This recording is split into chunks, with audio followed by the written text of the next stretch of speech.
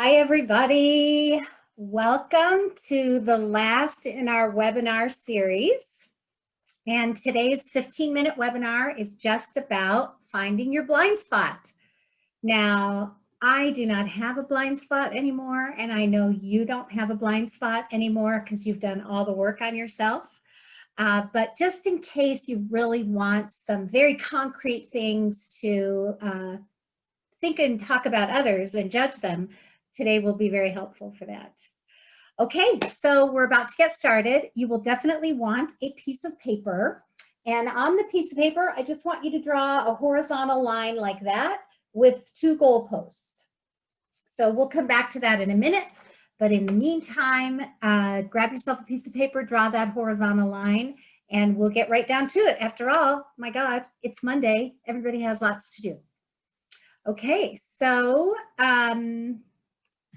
oopsie daisy, I do that.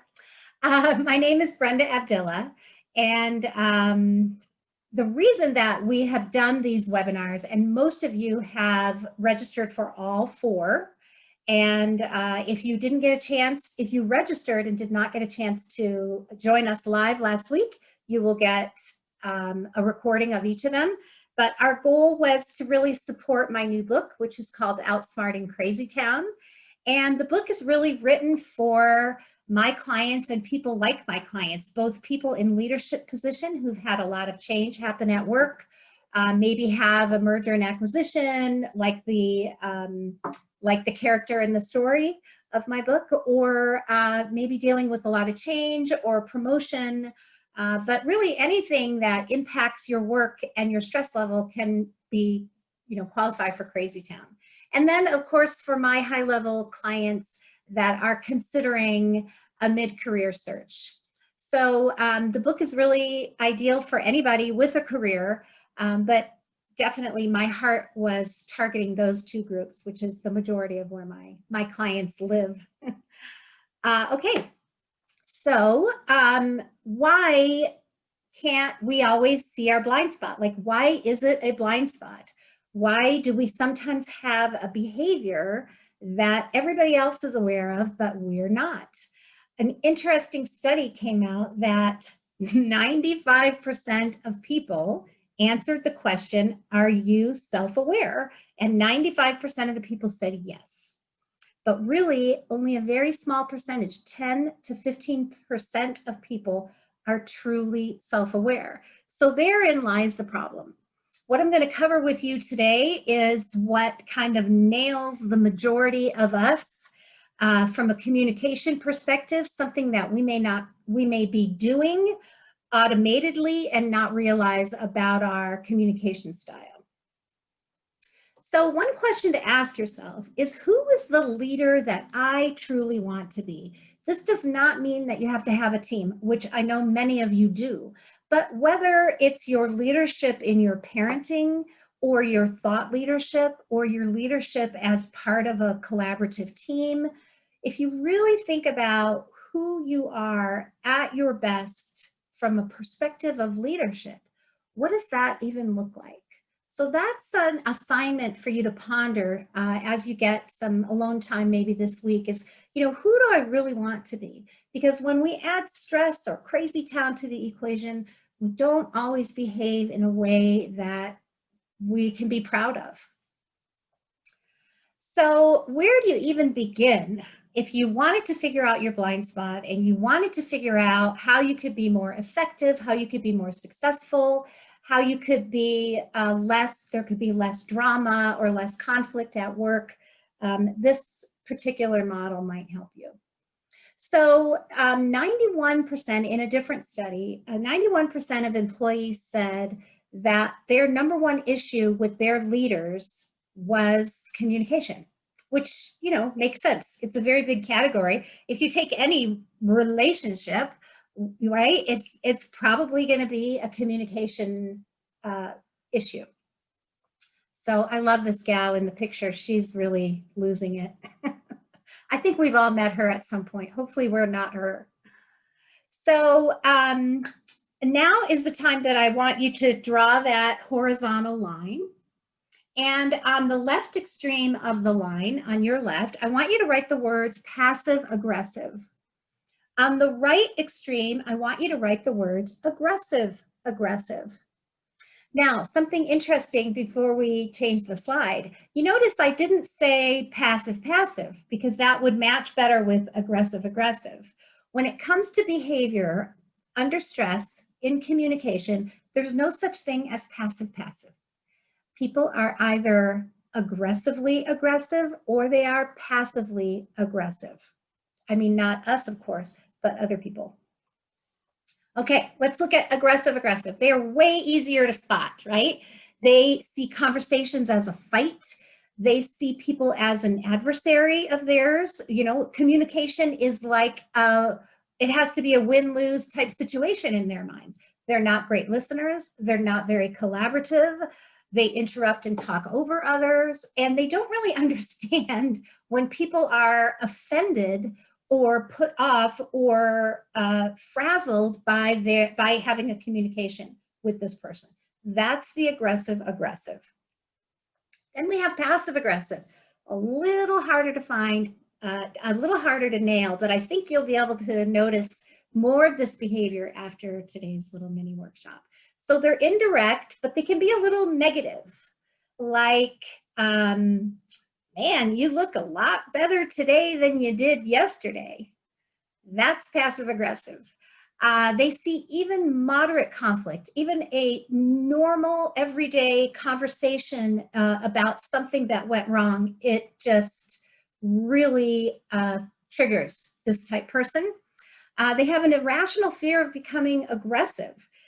Somewhere in the mind of the passive aggressive person, they think if they say to the person, you know, is that my stapler, that it's going to just blow up into this huge thing. So it's kind of an irrational fear of conflict. They can get a little snarky and backhanded. From a leadership perspective or a collaborative team perspective, sometimes they wait too long.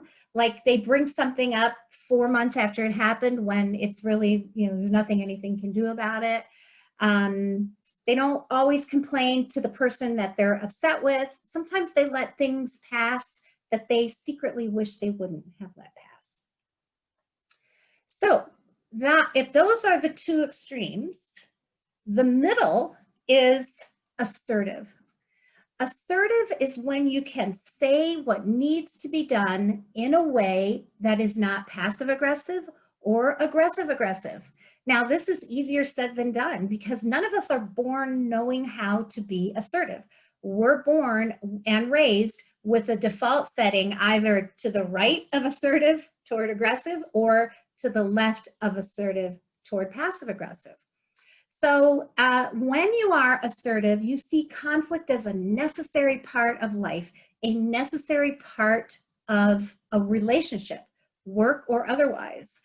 You practice when you're assertive. You practice conversations. I do this with my clients all the time. You're going to have a big conversation with somebody that could fly off the handle or could sabotage you. You have to really think about how you want to communicate. That's normal. We never get to a place where we don't have to really consider the other person when we're assertive. We're always considering the implications of what we're going to say.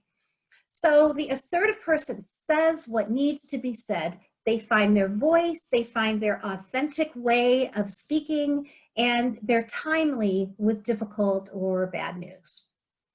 So an aggressive stance is, I'm going to hurt you. You know, it's me or you, and it's going to be me, right? A passive is, I'm going to let you hurt me. And assertive is, we're both okay here. It's not we're not having a perfect moment, but we're going to get through this. So one of the things I really want you to think about is a time in your life. So first of all, on your line, I want you to plot yourself when you are triggered and you are angry or upset or you've been pushed. Do you land to the right toward aggressive or do you land to the left toward passive aggressive? So while you're thinking about that, I will tell you a story about myself. So I would definitely, the way I was raised and just how I thought effective conversations went, I definitely lean toward the aggressive communicator when triggered. So in my mid-20s, I was a sales director. I had a staff of 7, and we were a real successful, I was a little hotshot, and I thought that I knew everything, basically. So anyway, we were running this huge program, and there was a sales incentive, and one of the other department heads, who was my peer, created some obstacle for one of the clients that we were trying to close. And I thought it was unnecessary. It's true, it probably was unnecessary, but I confronted her and I got right in her face. I'm embarrassed to tell you. I did not touch her, but I definitely was up in her face, and I was being very verbally articulate, as aggressive people can be. And at the moment that stopped me was when I saw a tear come down her face. Now, this is somebody who was older than I was and more experienced than I was, and it kind of stopped me in my tracks. And that is probably the last time that I was aggressive. It was such a shaming moment for me. It was so not who I wanted to be that it had a corrective impact. I can't fathom, I mean, unless somebody was like hurting a child, I cannot fathom that I would be triggered in that way anymore. But I do have to remind myself, because I do tend toward more of the aggressive communicator. I have to remind myself to wait, to listen, to let people speak and whatnot. So really, I want you to think about yourself. When's a time in your life? Let's say you're on the passive aggressive side. Is there a time that you let something go by? Something that was said or done that you were too uncomfortable to confront the person about in an assertive way? Or was there a time like me when you were very aggressive towards somebody when being assertive could have worked? So I want you to think about it and take a moment and mark sort of your lowest point and how far you got, how close you got to aggressive, or how close you got to passive aggressive. And then for the next week, I really want you to notice, first of all, if you get triggered, and sort of notice your communication style. Notice if you're a little bit on the aggressive side. Are you the first to speak? Do you talk over people? Are you not a great listener? These were all things that I have had to work on and that I continue to work on. If you are on the passive aggressive side, when is the last time you spoke up in a meeting? When is the last time you presented an idea?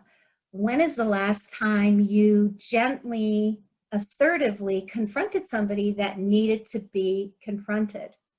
So these are all very personal questions that we have to ask each other.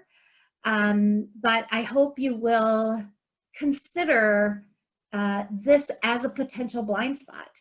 I have to say that when I do this exercise one-on-one with clients, they're always blown away at realizing that they're not always as assertive and practiced and authentic as they would like to be.